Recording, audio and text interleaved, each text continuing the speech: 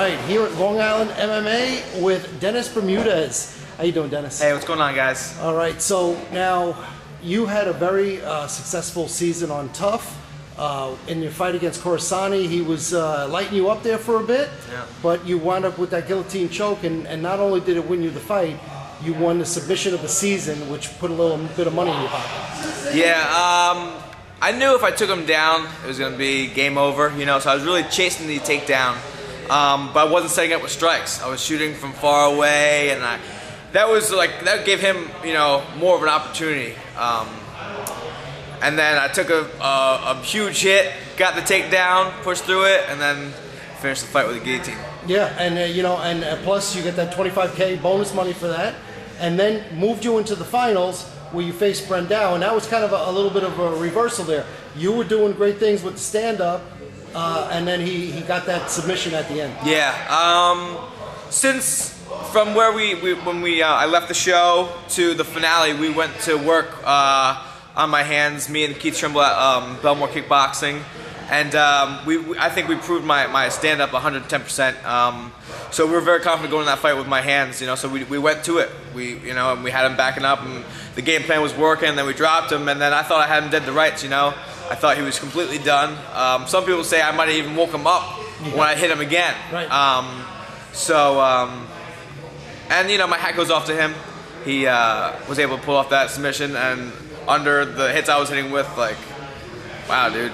Yeah, a lot of toughness there. Yeah. And at least you got the fight of the night bonus, so that season was very lucrative. You made a submission of the season, fight of the night, you're sitting pretty. Yeah, Dana White had said that's the best first round fight he'd ever seen. Wow, yeah, awesome. Yeah. And you've got a fight coming up, Pablo Garza, in May. Yes. And we're here at Long Island MMA, we're going to get some shots of you training. What are you expecting from Garza? He's a tall guy. From what I'm told, he's more of a jiu-jitsu guy than anything. However, he's got some sneaky moves, you know, flying knees, flying triangles. I'm really not too concerned with it at all. You know, I'm just gonna do what I do, have him backing up and push the pressure, put some Latino heat on that Latino. All right, nice. Now the Tough season this year, this new season, Uriah Faber against Dominic Cruz. They're the coaches. What do you think about their coaching? And what do you think about that fight that they're going to have? Well, I've actually trained with Uriah Faber in California. He's got a really good crew. You know, a lot of good guys. Probably one of the best camps for like 135, 145 pounders in the country, maybe. But yeah, he's a phenomenal coach. He focuses a lot on mental. You know, your mental game. However, Dominic Cruz, on the other hand, I don't know, you know, anything about his way of coaching or anything like that. So I just know that if you're on Uriah's team, you're gonna have some good coaches and you're gonna be in good hands. Mm-hmm. Any prediction for their fight? I think if Uriah stays outside like he did the last fight and try to, you know, pick points with this guy and you know what I mean, he might lose, you know. Whereas if Uriah muscles up, grabs a hold of him, grinds him against the cage, you know, takes him down, holds him down, you know, beats him and imposes his will more, I think he can, you know, he can pull this win off. Well, that's Uriah's game. We got to see if he can implement it against Cruz. Yeah. And also on the Tough House now, there's some drama going on. A big thing on the internet now is Dakota Cochran. He's the star of like 16 gay porn films. You know, if he was on your season, you know, would you have any problems fighting the guy, training with the guy? How would you feel about it? I'd have no problem fighting him. But training with him, yeah, I mean, I guess I just train with him like I was fighting him, you know, just like no holds bar. But I wouldn't want to drill with him. I might be trying. No, but I don't know. Maybe he's super professional about it. You know, I'll give him the benefit of the doubt. Yeah, he said it was his, you know, younger days, some mistakes he made. Wow. 16 times. Those are big mistakes. Pretty big mistakes. Very true. Yeah, 16 times. That's you know, repetition. Yes. Yeah, he's got his reps in. I don't know, but I do have a buddy that I train with at Blackman MMA in Pennsylvania that's going to be on the show as well. And he was telling me about it. He's like, dude, like, I don't know. Like, hopefully I'm not on this guy's team, you know. His name is Jeff Smith, so look out for him.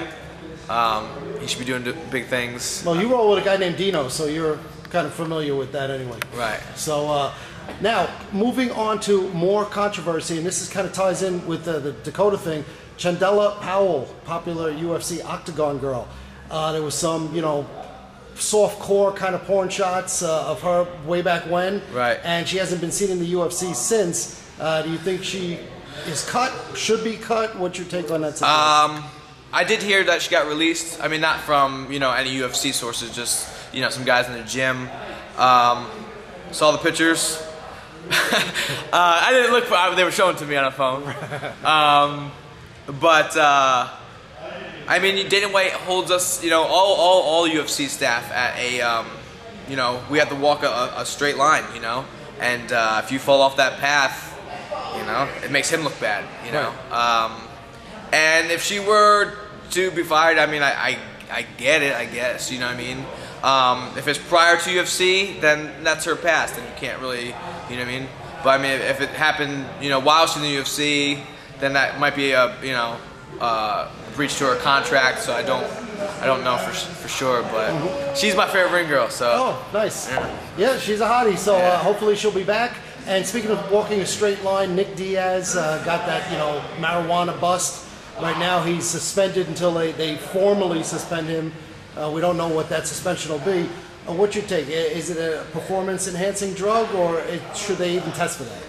I think marijuana is actually like it doesn't perform. You know what I mean? It takes you down from what you're capable of doing. So, I mean, if you want to take it and you know, risk the chances of doing well, then that, like, okay, like, why would you do that, you know? However, again, we're supposed to walk you know, a straight path, straight line, you know what I mean? And that's not a good, it's not being a good role model for, you know, kids that want to be fighters one day and that look up to us and stuff like that. Right. Yeah, even though, you know, you have Joe Rogan there, you know, who's an advocate of marijuana smoking, and, you know, he's on the broadcast. But it's different for fighters. They test for it, and you got to pass the test. Well, Joe Rogan isn't looked as much of a role model as we are. We're the ones in there going to war. He's just the one commentating. And who do you think won that fight between Diaz and... I don't know. It was close, you know? Yeah. Kind of, you know, fought a great fight, but, you know, defensive fight, but... he didn't want to get knocked out, so he's not going to stand there and trade. Right. So it was tough. I had Diaz winning by a round, but, you know, hey, we're not the judges. Right. And final thing, you know, as you move up in the division, you know, facing Jose Aldo at the top of that division, what do you think about Aldo? And, you know, then I want to talk about Frankie Edgar, too. Yeah. Aldo is a, you know, he's a tough fighter. He actually reminds me a lot of, like, Diego, you know, the guy I fought in the finals. And I'd probably fight them the exact same way, you know. You know, big leg kicks, you know, push the pressure. So put the pressure on him, but he's a good counter striker, you know. Yeah, he's very tough. Right, and now Frankie Edgar, there's a lot of talk about Edgar moving down to fight Jose Aldo. The thing is, Edgar doesn't want to move down. He thought he won the Henderson fight and should have, you know, an immediate rematch. What's your take on that fight, and would you give Frankie a rematch? I would definitely give Frankie a rematch. You know, some people say it was you know, he should have won, you know. However, Frank Edgar had to fight BJ Penn twice because it was close, or it was a fluke, you know what I mean? And then he had to fight Maynard twice because the first one was a draw, you know, and then he proved that one, you know what I mean? I think he fights him again, he wins. He's a guy that works on his mistakes, he's tough, he's... You know, he's got all the tools. Well, you know, Dana White even said in the video that he thought Frankie Edgar won because he pulled out the last round. Right. So, but then again, he said that Frankie could fight Aldo for the title tomorrow. He would be, you know, the #1 contender down in the featherweights. But the thing is, you know, he's happy at 155. Now, you have a little experience fighting at 155 and making that cut to 145. Right. How do you feel differently? Is it a tough cut to make? And what would Frankie be looking at if he dropped that 10 pounds? Well, for me, it's, you know, it becomes more scientific, the cut. You know what I mean? Diet becomes way more important, and you know, staying on top of your weight and stuff like that, not letting it get out of control. For me, the reason why I dropped down is because, you know, reach. You know, guys that are 10 pounds lighter, you know, tend to be a little shorter and have a little less reach. You know, so in general, the guys that fight at 145, we've got about, you know, similar reach, you know. So that'd be a benefit to Frank Yeager being a port fighter, kind of, you know, bang in and out. You know what I mean? He doesn't have to worry about range as much. But he might have to worry about speed down there a little bit more. Those 55-pounders are just as fast. Oh yeah? Yeah, okay, so you're not seeing a big difference. There's not, you know, 45 and 55. They're athletes. Those are probably the most athletic guys in the UFC at those weight classes. All right, awesome. Well, Dennis Bermudez, looking forward to the Pablo Garza fight in May. Yeah. And we're going to get some shots of you training here at Long Island MMA.